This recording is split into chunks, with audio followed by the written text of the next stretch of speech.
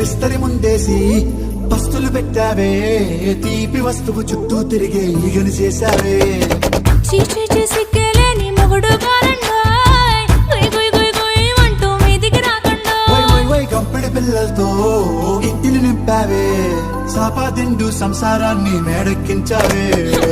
ఇరుగు పొరుగు ముందు సరసాలు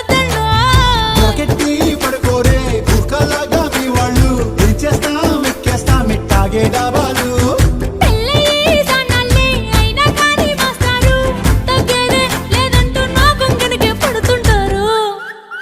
హే గోదారి గట్టు మీద రామసలకావే